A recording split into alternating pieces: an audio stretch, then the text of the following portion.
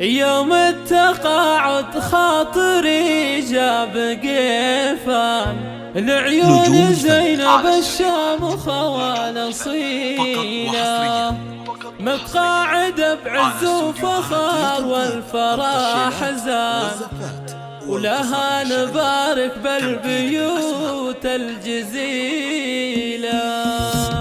يوم التقاعد خاطري جاب قيفان العيون زينب الشامخة والأصيلة، متقاعدة بعز وفخر والفرح زان، ولها نبارك بالبيوت الجزيلة. مبروك يوم فصل بابيات والحان، يا الشامخة يا المتميزة يا الجميلة، يا بنت محمد اللي لك عز وشان، يما العلوم الغانمة والجزيلة. حان الوعد ترتاح قلب ووجدان، بعد التعب طول السنين الطويلة، خدمت يا الوطن من سنين وماهان، عزمك وباسك يوم شلت الثقيلة، بالعلم والثقة وإخلاص وإتقان، حزت المكان العالية يا الأصيلة، سطرت يا المجد ولك العز عنوان، يشهدك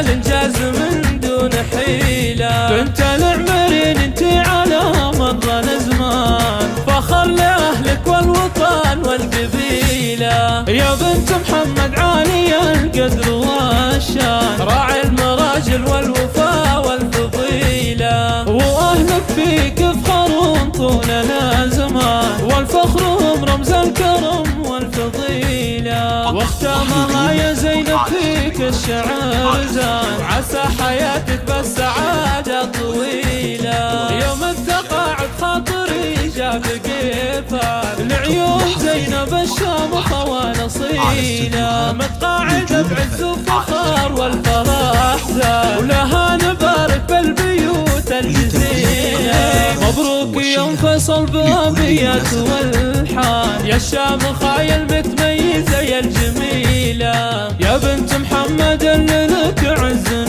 وشان، يما العلوم الغانمة والجزيلة. حان الوعد ترتاح قلب ووجدان، بعد التعب طول السنين الطويلة، خدمت يا الوطن من سنين وماهان، عزمك وباسك يوم شلت الثقيلة، بالعلم والثقة وإخلاص وإتقان، حزت المكان العالية يا الأصيلة، سطرت يا المجد ولك العز عنوان، يشهدك الإنجاز من دون حيلة. بنت العمرين انتي على مر الأزمان، فخر لأهلك والوطن والقبيلة، يا بنت محمد عالي القدر والشان، راعي المراجل والوفاء والفضيلة، وأهلك فيك يفخرون طول الأزمان، والفخر هم رمز الكرم والفضيلة. واختامها يا زينب فيك الشعر زان، عسى حياتك بالسعادة طويلة.